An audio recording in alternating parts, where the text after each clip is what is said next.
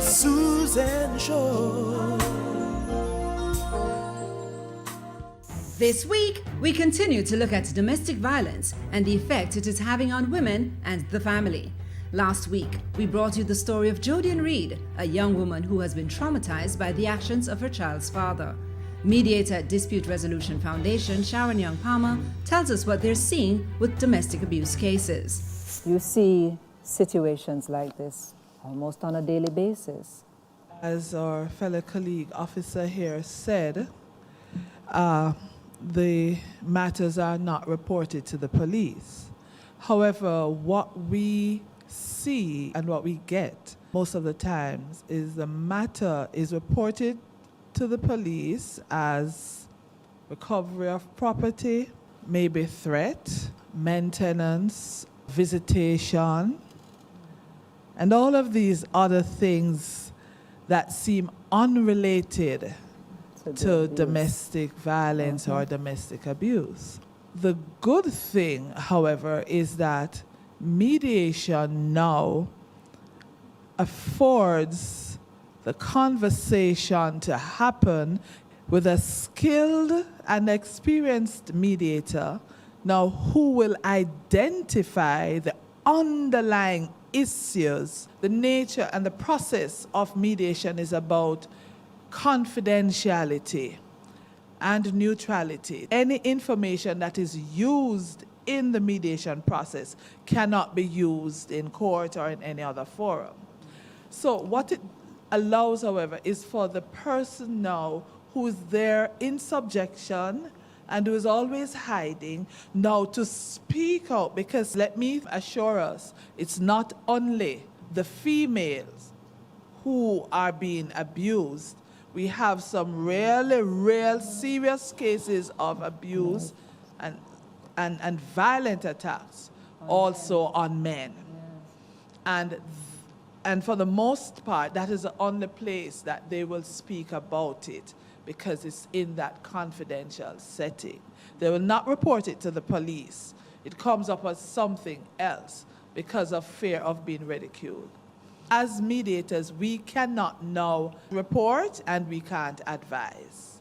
So we have to get the person skillfully now to recognize what danger they're in for themselves, to see what they need to do. It is really, really sad to know that it is not about the rich or the poor, the educated or the uneducated, because I can say that over the last at least 3 years, there's a prevalence where you see this abuse coming up among professionals, educated persons, persons who are, as you would say, not so badly off, and that kind of stuff in our own Jamaican parlance. And so it means then that it is something that is widespread. It is deeper than we could even imagine.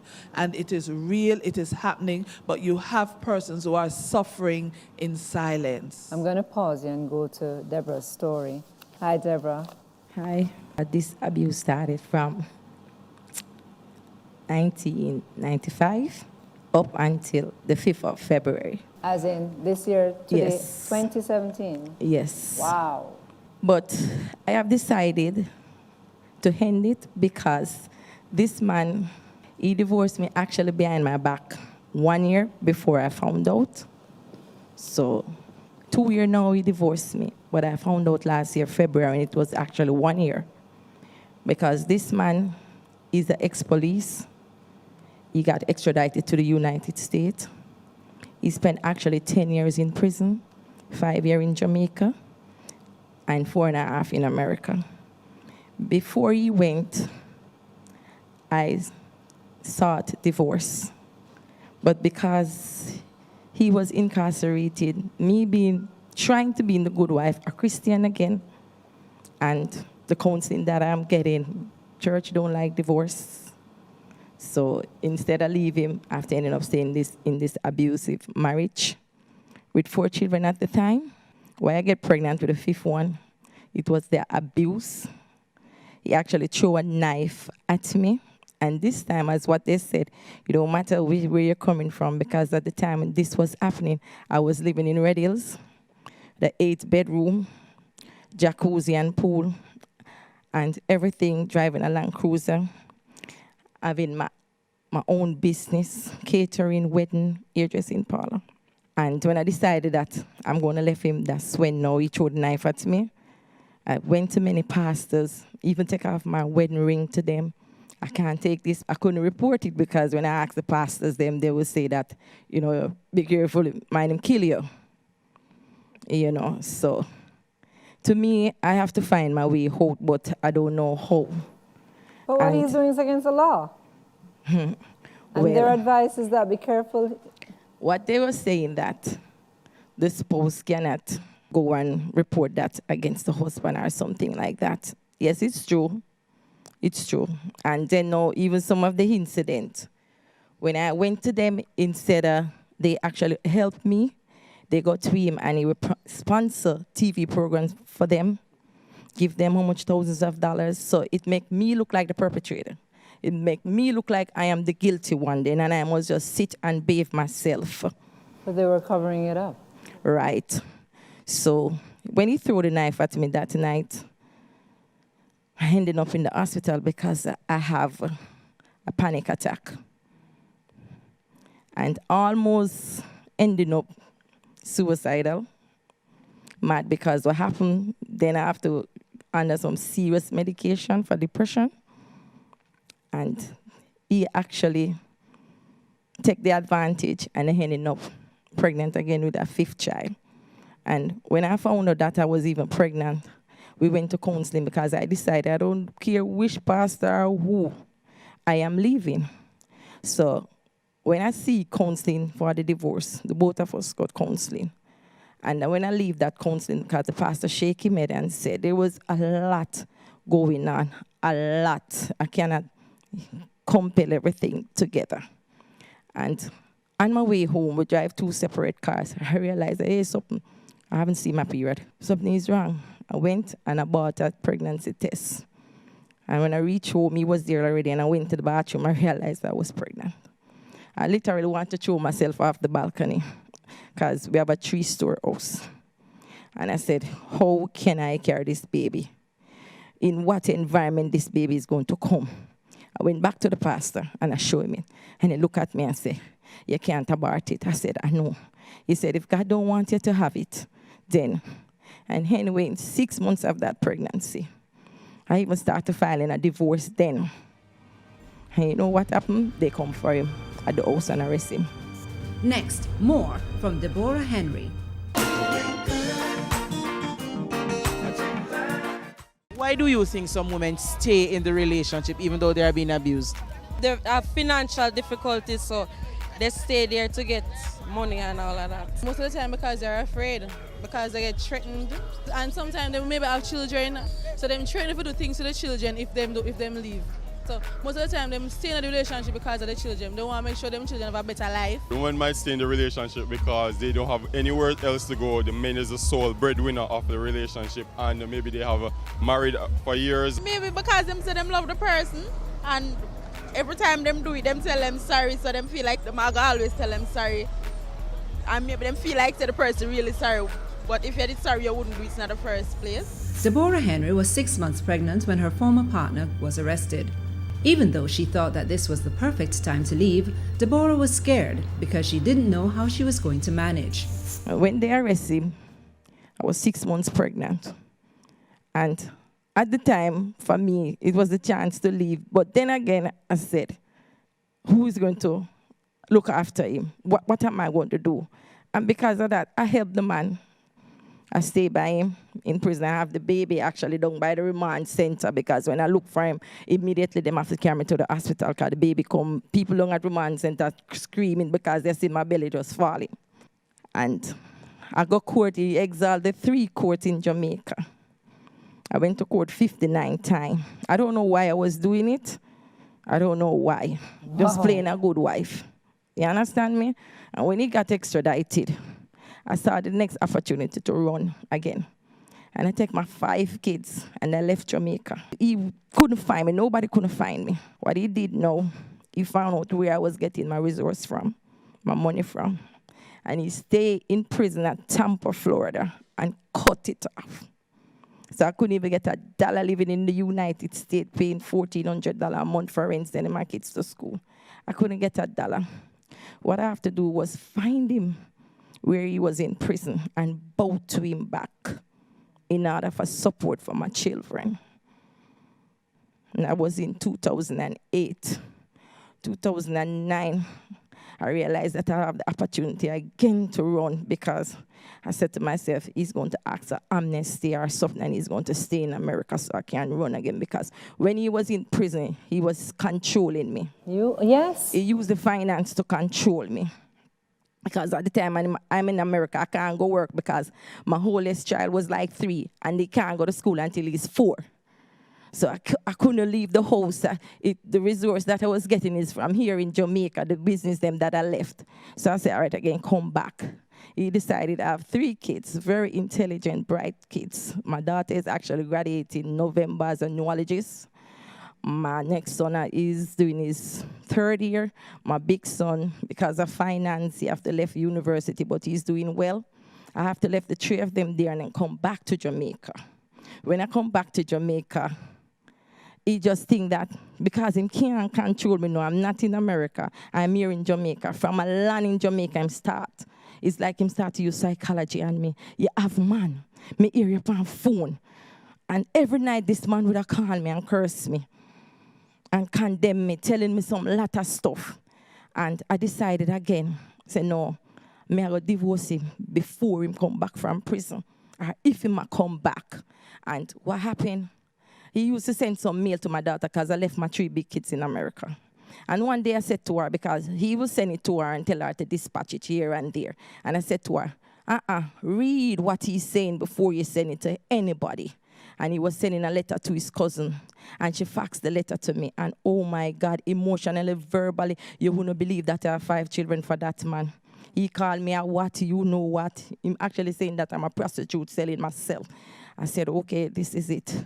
I have some money, my last $35,000. I went to a lawyer. I filed a divorce. And the system sometimes here is so complicated for us too.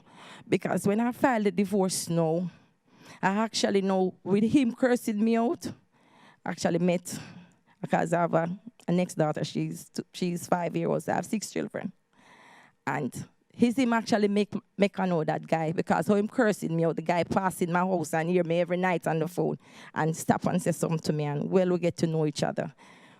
When he found out that I was 8 months pregnant,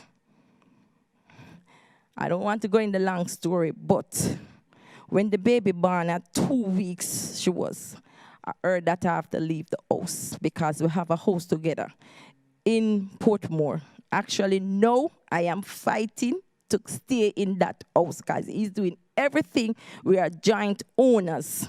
And he's doing everything to get me and my children them out on the road. And we are joint owners. Even put up my house for sale with me and my kids them living in there. His oldest one that I have there is 15, and the other one is 12. When he found out that I was pregnant and I have the baby, somebody said to me, hey, retired policeman, leave, because if not leave, you're going to dead in there. And in less than 2 weeks' time, somebody, because I serve a mighty God, and he's able, as what, you might have dropped, but you don't stay down, get up. And the girl called me. She don't hear from me over a year and said she got a vision. God give her a word for me. I have to leave Jamaica in 7 days. I said to her, I can't leave. Where am I going to go? She said, you have to leave within 7 days. God is going to give you the resource and what you need to leave. And I cried that night. That night was the election night when Andrew Holness, the little shot winning that him have him lose to Miss Miller. 2011? That election night. And I cried out and bawled till people think I was rejoicing that Portia win the election. But I actually was crying to say, what I'm going to do, God. I take my baby at 4 weeks old. And I take her to her father. I said, you guys have to keep her because I'd rather know that you have a mother somewhere else than. And when I take that baby the Monday, it was the 2nd of January, 2012. Because I get the warning that he's going to kill me, I was driving then. It's like I make sure look up and down. And when I pull up at my gate, I saw a white vehicle, black, long time, Pathfinder, go in front of me, the opposite. And they were there, and I said, I'm not coming out of the car. I ain't coming out, God. When I look across my house, I realized my friend locked the grill, and she looked at them too. And they realized the both of us looking, and I am not coming out because the girl said she saw in the vision that the order is giving out, don't kill her in front of the children, them. Take her away. And I say, I'm not coming out because I feel like if I come out, they're going to drag me out. And when they drive off, I run in the house, and my friend said, you know those people? I said, no. She says, the 4th time they come in here. The 3rd time, she said, a white man looking inside the house, and our daughter called her. And when she come out, she said, a black man come out the car. And he's talk with an accent and say, this house is for him. And she said, she don't answer him. And the two of them look at the one and then pass. And I get bummy now, and so may I get rid of some junk mail. And I have a picture with him that he sent me from prison in New Mexico. It's when I show her the picture, the 2 men just come at my house. It's them 2 in the picture. I said, no, it can't be the 2 men because this is in New Mexico, and these men are in prison. And she said, listen me, them leave prison, and they are here. I grabbed the 4 suitcases, and I ran for my life. I sell the car because that was the only thing I have to buy the plane ticket. The plane ticket cost me over $300,000 and something. I sell the car for little and nothing. And I went away. And when I went away, I was there for 2 weeks. And I ended up in emergency because leaving a baby at 5 weeks, it take a toll on me. Families and friends, when you're in problem, don't count on them. Don't care what. And I decided that I'm going to come back. When we come back, Deborah tells us what happened when her former partner was released from prison. In 2013, Deborah Henry's former partner was released from prison. She was fearful that he would take the house and cut off her finances. Come back now. This man get released from prison now. 2013. And the first thing he wanted to do, again, for me to give up the house that my name in. I said, no, I'm not going to do it. He cut off finance anywhere he know that I can't get any finance from because we did have an apartment together. He took that from me. So I wasn't getting any support. I have carpal tunnel syndrome. With my both hands, they swell the earth. I can't work. If I start do any year, I can't do more than 1 or 2 for the week. So my finance again cut off. I don't know what to do. And the biggest mistake I make was because I want the money and I fear him, I went with him. And when I went with him, he come back, and this man has moved on with his life because he come back, get deported, and move on, living with somebody, living with his woman, but don't want to let me go. And I said, no, it's not going to happen. And the first time, again, the violence, the abuse started when him come. It was in 2013, September, right in front of my 3 kids them. My little baby, 2-year-old, when she see him coming, my son at the time was probably 11, and my next one was probably 7-year-old. And my son screamed and said, no. And he ran on and hit the bed because it was a upstairs house. And my baby, I don't know how she know, but she said, no, mommy, no, mommy. No, mommy, no, mommy. I mean, push my baby out the way. And first him start to punch up my head like a punching bag. And it's just like I said to myself, just make a dead God because I can't go through this again. And he started to choke me. And it so happened that my windows, and then where I live in the community, the guys, them are very observant there. And when they look through the window, because my son now at 11-year-old trying to save me, and it's him bawling out. And when I come like this, I saw people, and my son get him hand to move from my neck, and I start to bawl out, help me, I want to call the police, please. And then he grabbed me again. I said, help. And it's like everybody looking. And I said, the grill open.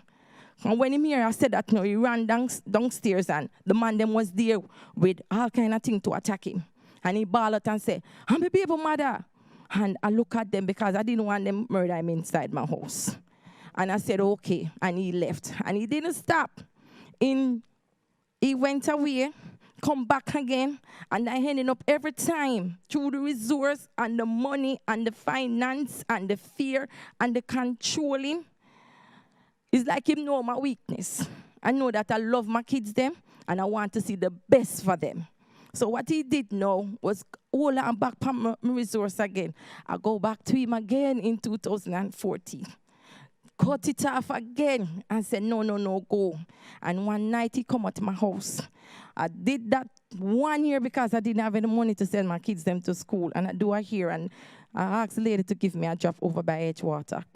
He left his woman's house, come to my house to say him dropping lunch money for the boys. Him didn't see me and my poor son. He asked him where his mother is. And he said, she gone by auntie. And he came over there for me. And saw me and the girl talking. And he drive his car up on me like, oh, you're in police with a drive down on man. And him say, what's it not to cuss up him word? And say, you know me kill you. And him take him car key, the first joke, in on my neck.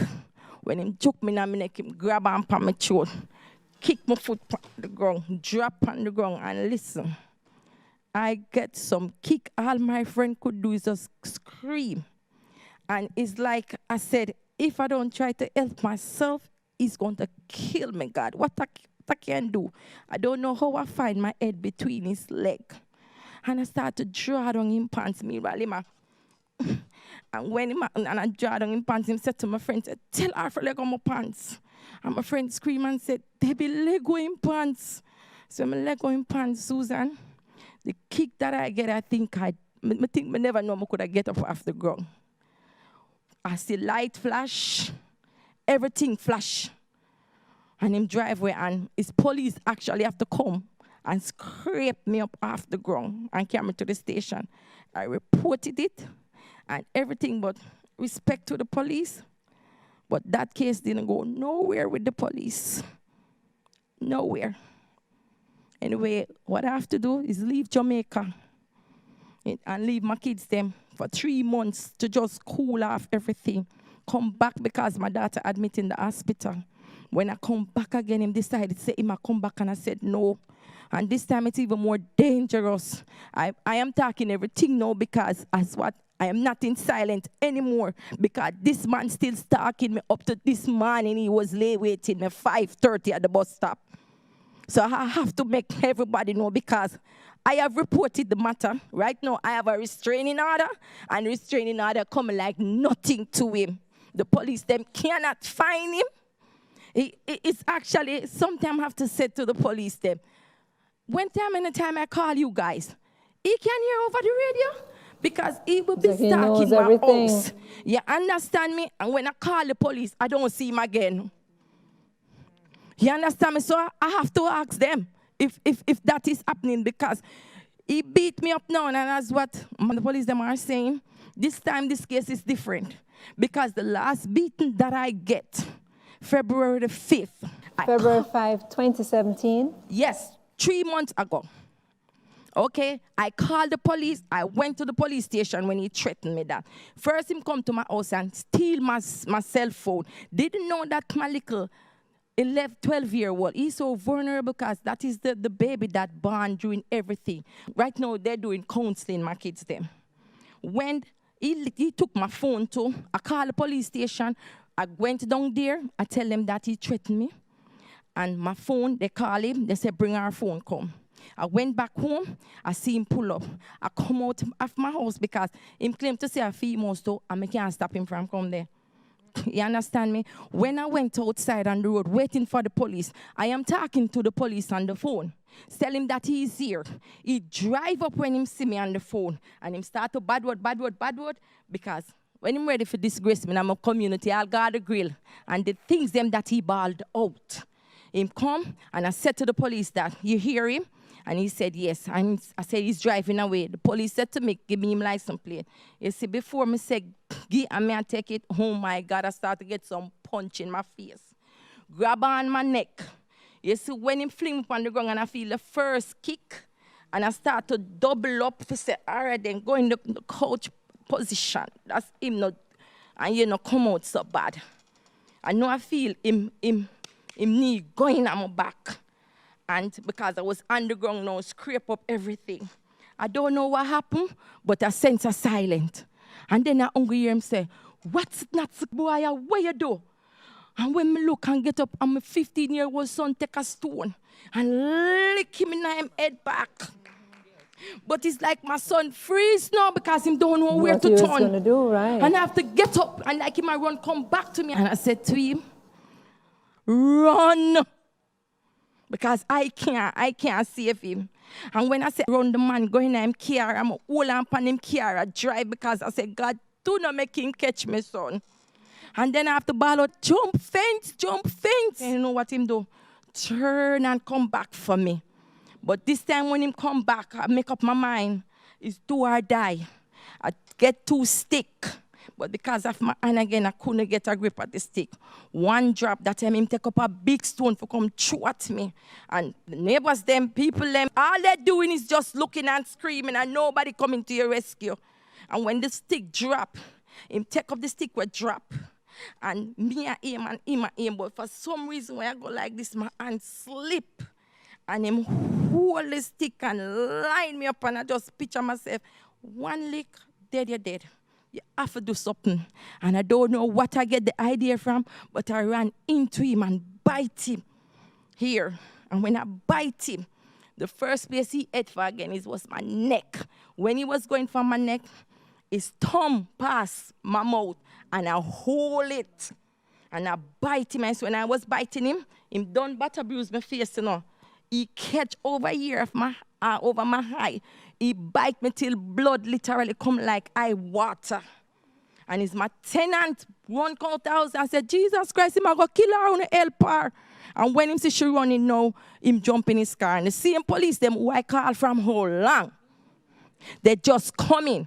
And it's the crowd now said to them. Them time that the crowd start to ball. See him there, hold him. Anyway, the police them drive him down, escort him to the police station. They come back for me. And when now, as what they said, report. This now I went in the police station. I respect the police them a lot because right now they are trying to help me, catch him and everything. When I went to the police station, in blood, bust up face, swell up mouth, he reached for me. You know what was happening there when I go? He was pressing charges on me and my son. Saying that I bite him and my son. And the police, them actually said to me, I need to get somebody to come bail me because they might lock me up. I look at the same police who me that talked to him. I said, I was talking to you on the phone when this man attacked me. And you are going to tell me that you are placing me. I said, locked me up. And I'm going to call nobody. I want you to lock me up because if I must go court and prove myself, I will do. Next, Deborah Henry decides that enough is enough. What are the reasons why you think persons are violent in relationships? Well, cheating, they're not really financially stable enough. And jealousy. Sometimes when they're broke, they get upset. And some of them is stressed out. In relationship, you always have disagreements, but sometimes it's the way you go about the disagreements. Sometimes certain things can talk over, but instead of them talk it over, them rather fight. Maybe them get enough love, that's why. Maybe some of them man here must think that them can do as them like with the ladies, them are whatever. So I don't know. Deborah Henry was tired of all that was happening, and so she decided that she was going to stand up to her former partner, whom she said was still stalking her and sending threats. I was crying the next Monday because they have the woman march and I don't know what to do. I seek lawyer because I said, from how long this man beating me and I go into the police. I make report. What happened now, I went to woman crisis. It's like I got the support that I need to actually stand and say, you know what, with God and the support and my children, I'm going to stand up to him. And because of he's realized he cannot control me anymore, him don't know actually where I'm getting my resources from. For 3 months now, he has been stalking me, sending threat to me. And I found out that the man actually wanted to take me and my children and put us on the road. And this morning, 5:30, he was at the bus stop. But you know what I did? I didn't run when I saw him because I was praying to going up by the bus stop. And when I saw him, the scripture that I was saying when I saw him, I shall not die, but I shall live to declare the word of the Lord. And when I saw his vehicle, I went up close to see if it's his license plate and it's him. And I just said, what you want? What do you want? And I turn around, and when I take my phone out of my bag and start to call him, instead of me running, I saw him running from me. Amen. And I said to myself, God, I am going to stand up because people are telling me, Debbie, run, run, run. I say, if I run, the situation, the problem is still there. I am going to face the devil and I'm going to face him. He cannot control me anymore. He have divorced me 2 years now and still don't want me to move on with my life. 3 weeks ago, it was in my yard. He was at round my bedroom window, 1:30 in the night. And when I get up and my son said, Mommy, somebody coming out. And when I saw him, I didn't get panic. I just started to bawl out for help. The police, I respect them a lot and they are trying. But I don't know how they cannot catch him. So I don't know what I'm going to do now because that's what she said. You don't know what they are capable of. You don't know what they undermine. I went to court 2 times and I have a restraining order. And this man don't even care. He know that there's a restraining order out on him.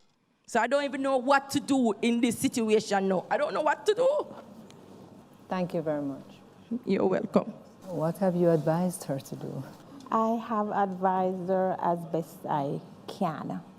I have been putting her through how the court system works. We all know that it is overcrowded now and everything takes time. One of the things that I've said to her over and over, Debbie knows that she can call me in the dead of night because we are always there. You know that we operate a 24-hour hotline, so that line is available 24 hours. Yes.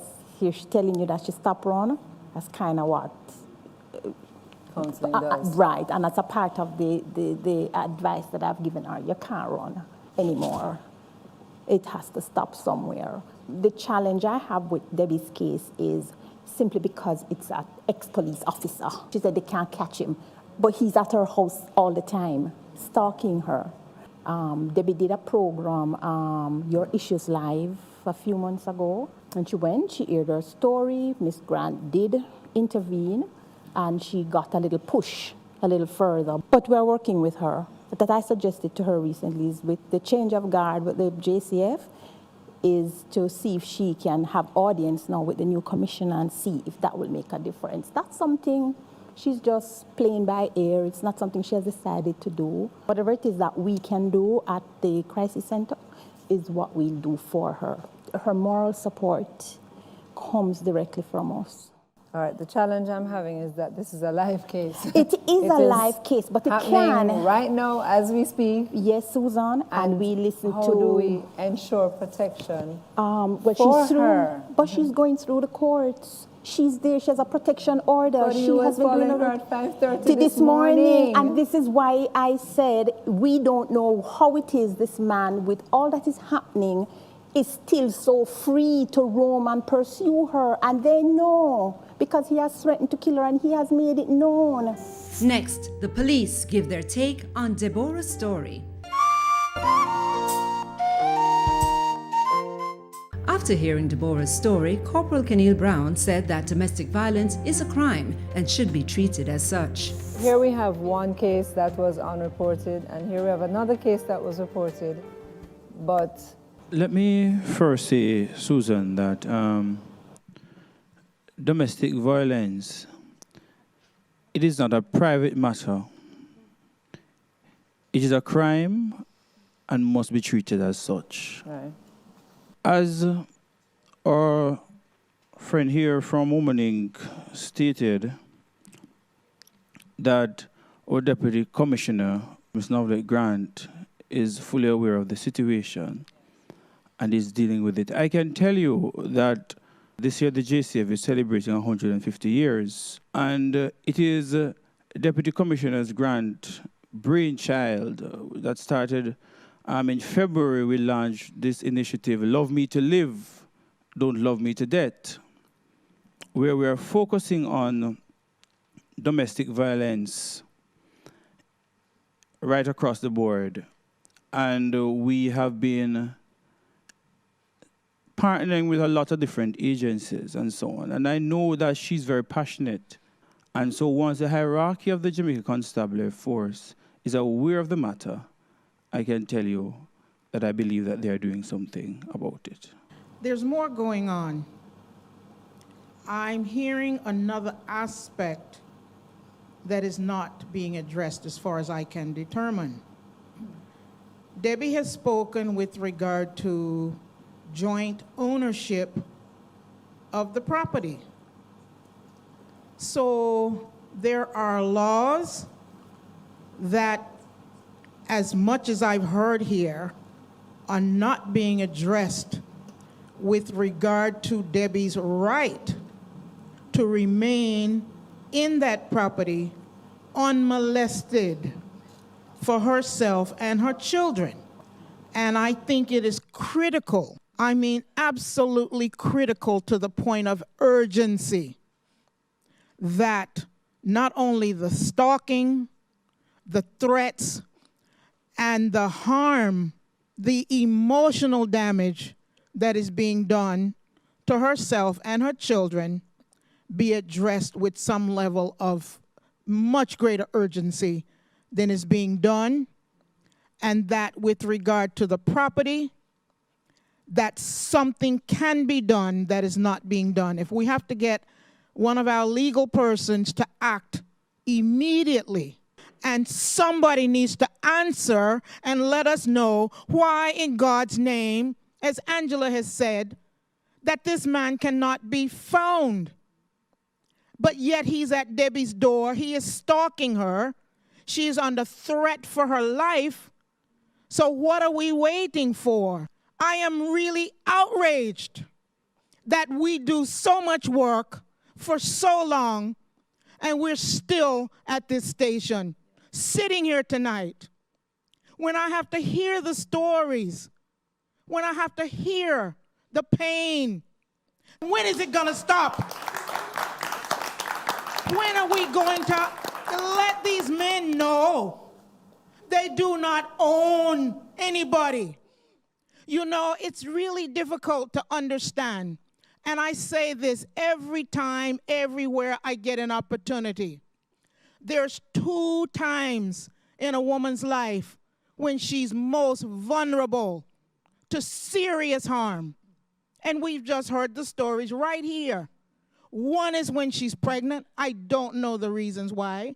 And the other one is when she tries to leave.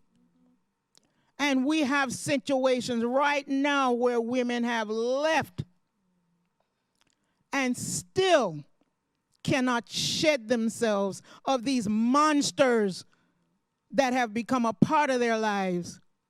So if I can say one word to every man, woman, child out there, it must stop.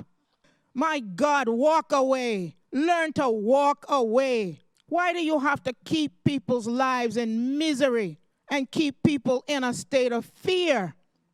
Because that's what it becomes, you know. Some people ask, why does she go back again? It's fear. When you have fear, you are paralyzed. You are emotionally damaged.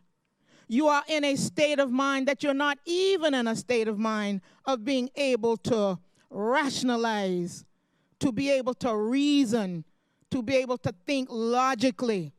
So you give in again and again and again. We've got to use this program to really, really bring something home tonight.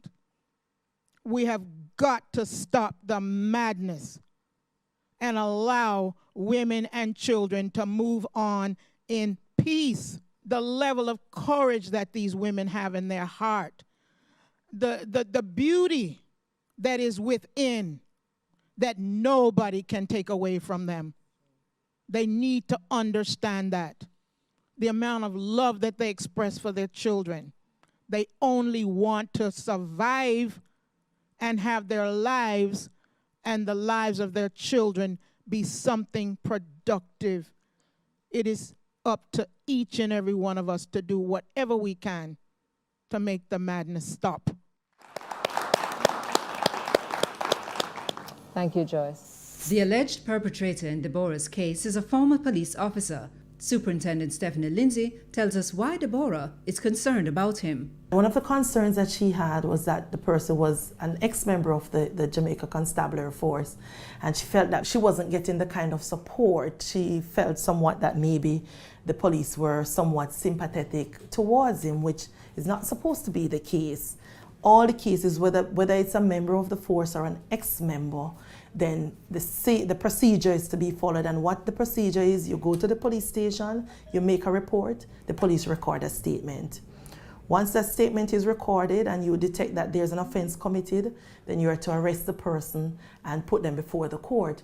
You don't have to physically arrest. You can also summon the person to appear in court. So the person will have to go to court and the matter is dealt with. I know that Deputy Commissioner Grant had intervened and I gave her some guidance as to how to proceed. She was encouraged to go and get a restraining order through the court. So it is something that she promised that she would do, because in her case and based on what she explained, she really needed to have a protection order. I'm of the view that she's probably more satisfied now that something is being done. I'm very happy that she now has more support, that she's working with various groups and organizations based on the feedback I've gotten. And I'm sure that she probably now is probably stronger and thinks she's more able to deal with the situation. I work primarily with CSS, Community Safety and Security of the JCF. I find that they are more receptive, they are more understanding, and they work with a little bit more urgency than if I were to just use the regular stations and the persons that are at the station guard. In referring my clients, I always say go find a senior officer, any officer above the rank of sergeant. When a woman walks into a station to report she's been abused and you see her for the 10th time, where do you have the audacity to say to her, you again, you love the beating? Try to understand where she's coming from. It is a process for them. Superintendent Stephanie Lindsay says that even though women are often the victims of domestic violence, men are also abused. Do men experience domestic abuse? Yes. Based on our data, women are the main victims of domestic violence. But there are instances where we do get reports of men who are also victims. We also believe that it is one of the areas that is underreported. And we believe men don't report domestic violence because of, again, culture and how we socialize our men to feel macho, and how we socialize our men not to go to the police station and report to the police. And that's part of our training to a police officer, that don't let the male complainant feel embarrassed about making the report, because the flip side to that is that the male person who is being a victim of domestic abuse and not able to report it to get help is the same person that will kill. What about if the partner is not obeying the restraining order? If the person continues to threaten you with violence, there's constant emotional abuse, the person is constantly texting you and abusing you, you can go to the court and get a protection order. And this protection order the judge will give some guideline as to what boundaries you should not cross. And why it is very important for persons to follow through with these orders, that under normal circumstances, the police cannot go in and readily arrest. But if you bring that to the court and the court issues an order, and once the individual now breaches that order, then the police can go in and arrest you without a warrant. So it's another way of the victim protecting themselves now and guaranteeing now that they will get more support from the legislative side. Even outside of the victim themselves, a relative can apply for a protection order on behalf of the victim. A neighbor. So you see the abuse and you see it all the time and you realize that the person not reporting, you can actually go to the court and apply for this order on behalf of the individual. Children can do it too. What advice are you going to give to persons who are in abusive relationships as we speak? So if you're a male or a female and you're a victim of domestic violence, you must seek help.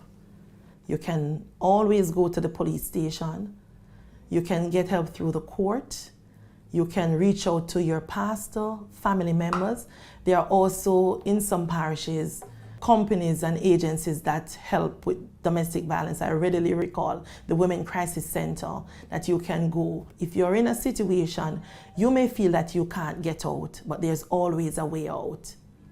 So don't stay in a situation because of economics. If you report a matter to the police, we're asking you that you work with us so that we go through the process. If you definitely realize that you're not going to get along and it cannot be resolved, don't be afraid to move on. What would you like to say to the ladies and for everyone out there who is being abused, men and women? All of them, as Sharon from Dispute Resolution said, yes, there are men who are being abused. They don't report because they are going to be ridiculed. That's a fact. I had one male client, never met him, but that really was his story. That he had gone, but somebody said to him, you must be joking. People don't understand that when a man is being abused, that nothing changes except the role. The same things the man will do to the woman is what the woman will do to the man, and maybe worse. So yes, the cases exist. What I'd like to say to people out there, if you know of somebody who is being abused, you can encourage them to go make a report, go for some counseling wherever you choose. The Crisis Center has a 24-hour hotline in 929-2997. There is a volunteer at the end of the line after the workday ends. Seek counseling also, or from persons who, you have a mutual friend. The couple has a mutual friend that they respect. You can talk to the person, but it must never be seen that there is no help out there. And for those, especially the females who say, but if I go report it, I'm not going to do anything, still report it. Because at the end of the day, if it has been documented and something happens, at least there'll be a trail. Somebody can say, well, okay, I'm looking for this person or I'm looking for X because so and so and so. Go report it. It makes a difference. You don't know what's in a person's mind. You just don't know when he or she is going to snap. Thank you so much. You're welcome. Nobody deserves to be in an abusive relationship. If you are in one, you should take active measures to get out of it before you or someone you love gets hurt. Don't forget, abusers have a way of controlling and manipulating their victims. It is therefore necessary for you to recognize the signs of abuse and acknowledge them, because only then will you be able to put a stop to it. Remember to keep doing good in your neighborhood. Thanks for watching. Please like, subscribe, turn on post notification to see videos as soon as they're uploaded.